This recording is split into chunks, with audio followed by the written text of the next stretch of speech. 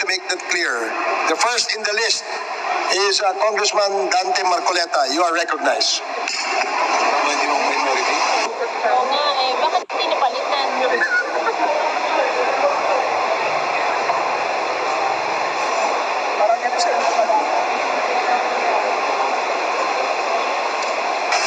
Maraming salamat po, Mr. Chairman.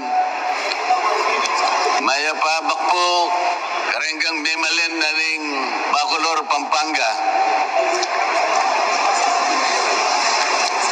Mr. Chair, may I direct my questions to PAGCOR?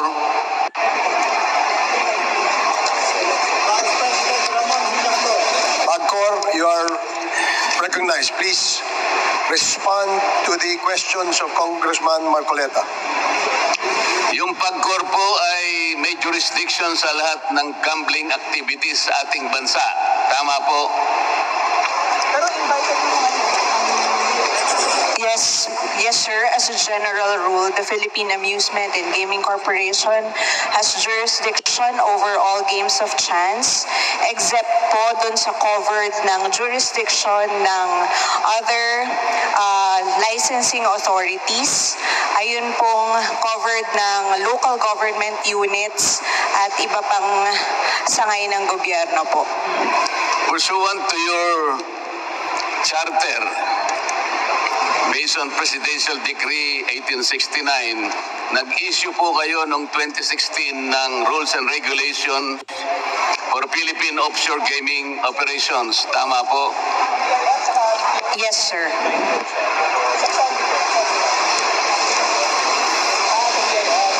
Kung ang inyo pong jurisdiction ay mga gambling activities lang sa Pilipinas at ang regulasyon po ninyo naman ay kinocover ang Philippine Offshore Gaming Operations, di po ba parang may konting problema ang legal basis ng inyong rules and regulations?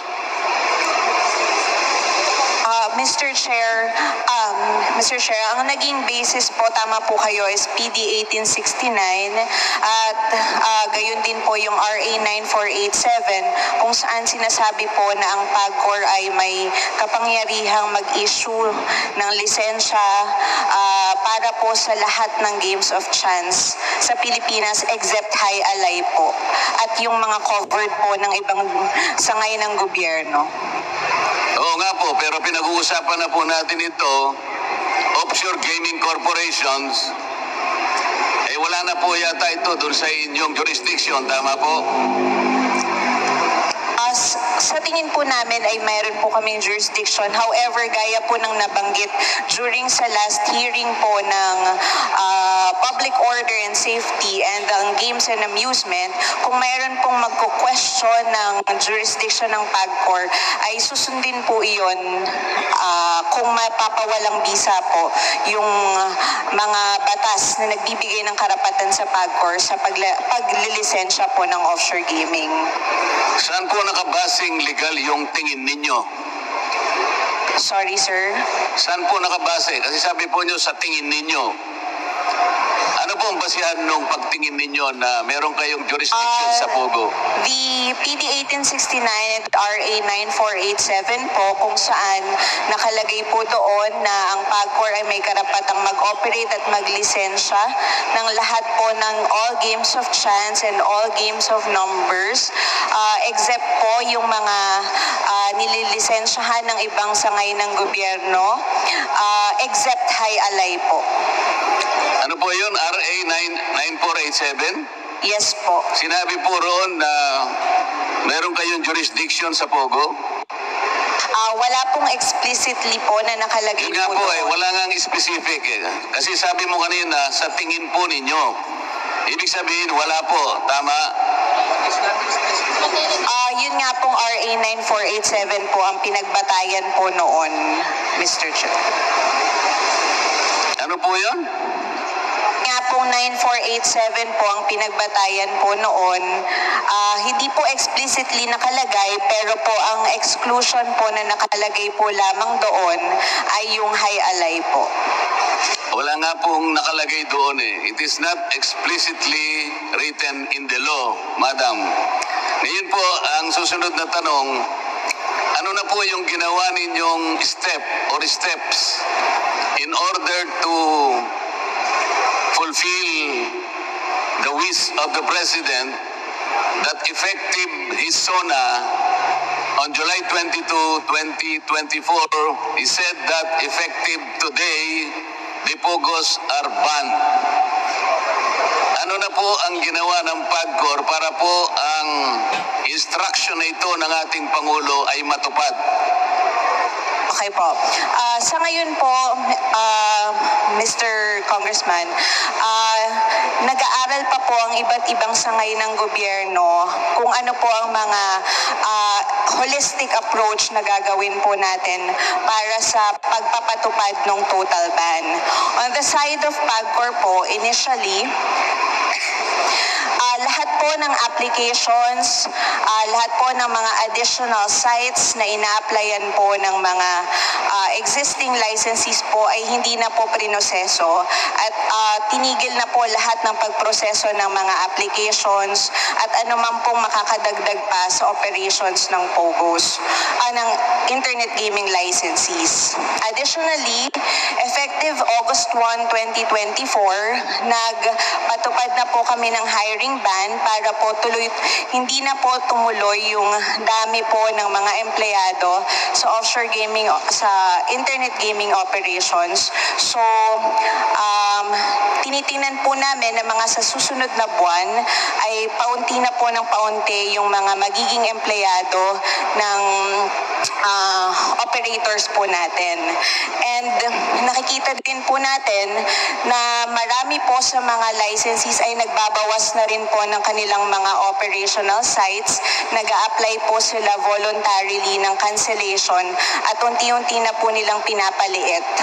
Ngayong buwan po, pagpapasahin po ng comprehensive plan of winding down operations lahat ng ating mga operators at susundan po iyon ng PAGCOR para po tuloy-tuloy po yung maayos na pagpapaliit ng kanilang operations hanggang December 31, 2024. Kami din po ay in constant coordination with the Bureau of Immigration and Department of Labor and Employment para naman po sa mga empleyado na maapektuhan ng ban. So, nagko-coordinate po kami kung paano po mabibigyan ng trabaho yung mga mawawalan po ng trabaho, na lalong-lalo na mga Pilipino, at paano po sila matutulungan eventually pagka po na-displace po sila dahil sa ban. And yung mga foreign nationals din naman po para po maayos po silang makalabas ng bansa at hindi po magkaroon ng kaguluhan. Ito po yung mga pinagpepreparahan po natin para po eventually sa pag-wind down and close down of the operations by December 31, 2024, nakalatag na po yung mga plano ng iba't ibang ahensya po ng government po. Hindi ko po kasi tinatanong kung ano po yung dapat gawin ng mga saklaw ng directive ng Presidente. Ang tinatanong ko lamang po, ano yung ginawa ninyo para matupad ang kanyang directive na effective today, sabi niya po yon, July 22, 2024, ay itigil na po lahat ang gawain ng POGO. Halimbawa po, kinansilan niyo ba, nirevoke niyo ba yung rules and regulations for Philippine Offshore Gaming Corporations, operations? Kinansel niyo na po ba yung inyong rules and regulations? Sir, yung rules and regulations for Philippine Offshore Gaming Operations ay matagal na pong na-repeal. Hindi na po pinapatupad or hindi na po yun ginagamit as a regulation. Sa ngayon po, sir, ang naging directive po kasi ng Presidente is na-ban na po yung POGO ng July 2022 and inaatasan po ang PAGCOR na i-wind down po yung operations by December 31, 2024. Yung existing rules and regulations po namin, patuloy pa rin po namin pinapatupad, pero hindi na po nagdadagdag, hindi na po nag-i-issue ng lisensya ang PAGCOR patungkol po sa internet gaming license po. Nag-issue po ba kayo ng notice sa lahat ng PAGCOR firms na mula July 22, 2024 ay hindi na po pinapayagan ang inyong mga operations? Nag-issue po ba kayo ng notice sa lahat ng mga may kinalaman sa POGO? Nag-issue po kami ng memorandum sa aming mga licensees na ito na nga po yung naging desisyon ng Pangulo na iban na po yung POGOs, at habang pina-finalize po yung detalye at proseso ng winding down, pwede po muna silang mag-operate. Yun po ang inisyo po namin, sir. Please wrap up. So, Congressman Mr. Marcoleta. Chair, binago po ninyo ang utos ng Pangulo. Ang sabi ng Pangulo, wala pong masyadong simple po yung sinabi niya eh. Magmula ngayon, sabi niya, effective today, we are banning all POGO activities. Wala po siyang sinabi na maaari nyo silang palawakin sa iba't ibang pamamaraan hanggang sila'y makapag-wind up. Bakit po binago nyo ang kautusan ng Pangulo? I think po na klaro naman Last po question, ito Congressman Marcoleta. na binibigyan pa po sila ng hanggang December 31, 2024 po para po unti-unti pong paliitin yung operations po nila.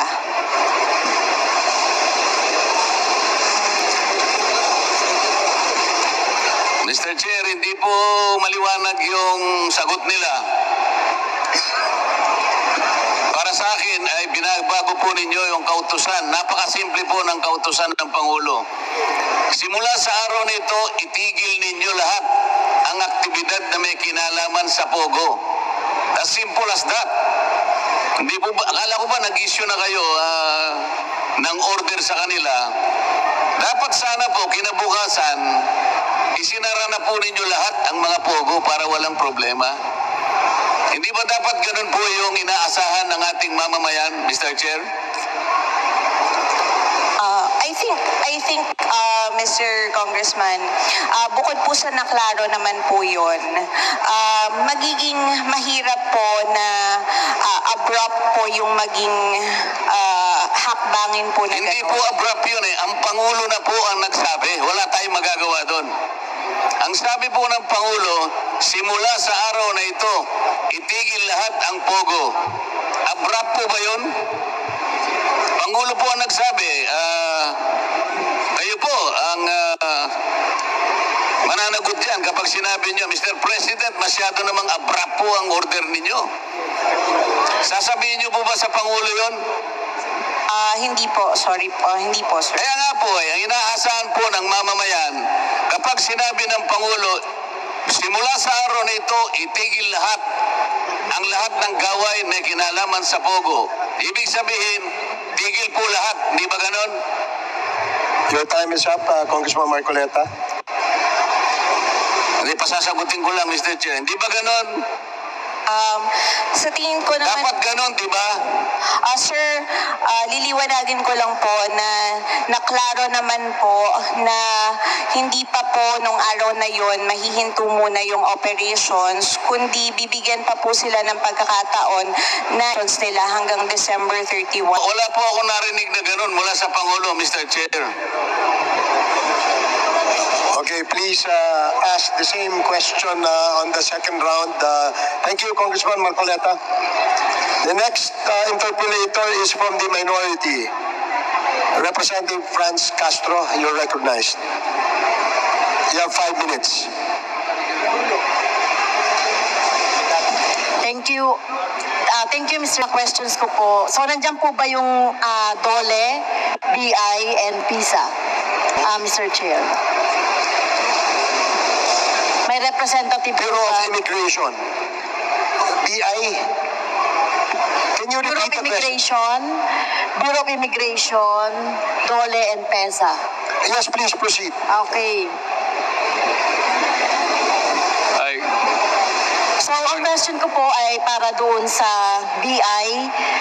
Pwede rin sumagot ang DOLE at saka yung PESA. And other, pagpasok po ba nung ating mga workers na galing sa ibang bansa?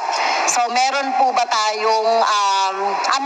silang mga sinubmit na mga working visa or working permit sa BI po?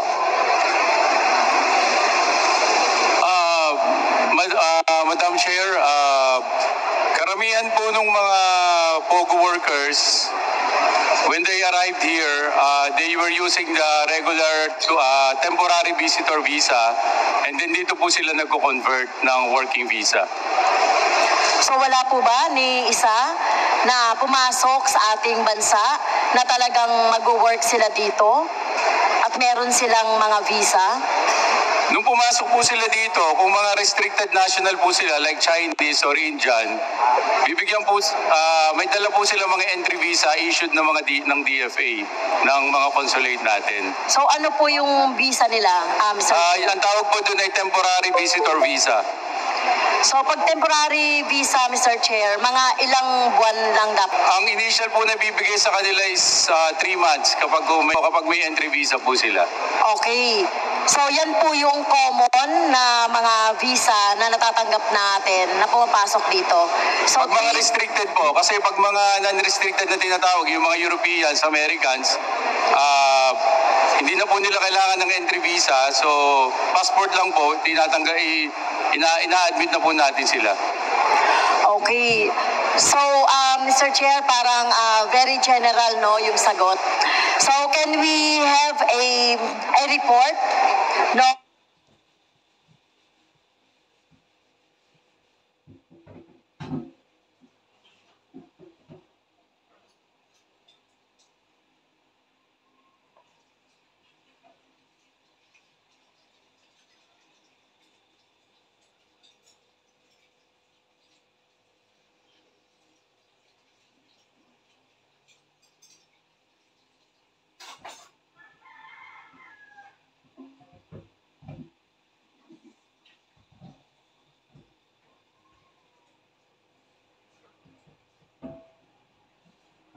Chair, hanapin po namin yung data for that po. Okay, so mahalaga ito, Mr. Chair, no, kasi para sa policy natin, no, doon sa pagpasok na pumapasok dito, ma-define kung ano ba talaga yung gagawin nila dito sa ating bansa. If it is tourists, if they will work, if they will be students, etc. Kasi ang ginagamit kasi nila yung mga entry visa nila, mga students sila or tourists, and afterwards nagko-convert. So ito yung nakita nating pattern, no, doon sa mga foreign workers na nagpupunta rito. Okay, doon sa ating POGO, Mr. Chair. So, ang tanong natin sa PAGCOR, Mr. Chair, saang city or province pinakamaraming mga illegal POGO at saan din ang pinakamaraming legal? Muna dun sa legal po, na pinakamarami po siguro is National Capital Region po, Makati and Pasay po. And then for the illegal po, siguro po within Metro Manila din po. Wala po bang mga nasa mga provinces and other LGU aside from the NCR? So, hindi. Ang sinasabi natin, yung pinakamarami, can you specify? Kasi very general yung sinasabi mong mga illegal POGOs, ang pinakamarami ay dito rin sa NCR. Pero di ba sa mga pagdinig dito sa Kongreso, may mga nakita tayo, halimbawa dito sa Pampanga, sa Bamban, meron sa Cavite. So, ano po yung difference nung dami nung sinasabi nyo sa Metro Manila or NCR as regards to sa mga probinsya, Mr. Chair? Ang pinagbasehan po nung naging statement na yon is kung babasihan po natin yung file po ng PAOK sa 400 plus po na nasa listahan po natin, karamihan po sa nakansela at sa na-issue before and nakansela na po ay nasa National Capital Region.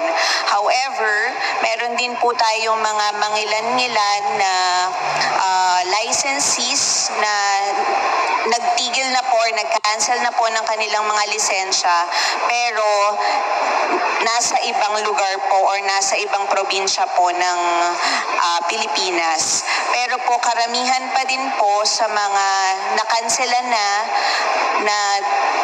wala na pong lisensya ay nasa National Capital Region po.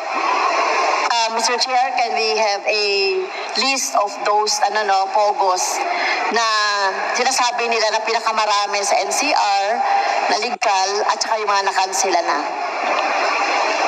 We will provide po, Congressman. Yes, during our last meeting, meron kayong sinubmit na more than 42 na mga legal pogos, tama ba yon? At merong isa na nakansela rin. Apo. Okay, so etong mga legal pogos na to, nabigyan nyo na po ng order. Yes po.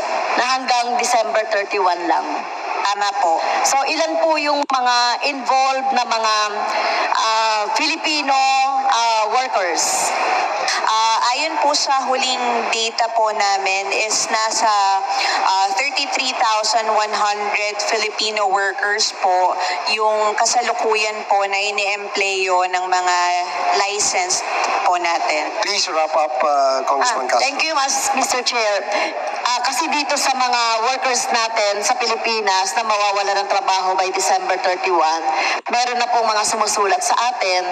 Ngayon, dapat meron na kayong contingency plan kung paano po mabibigyan halimbawa ng trabaho itong 33,000 in coordination with other government agencies.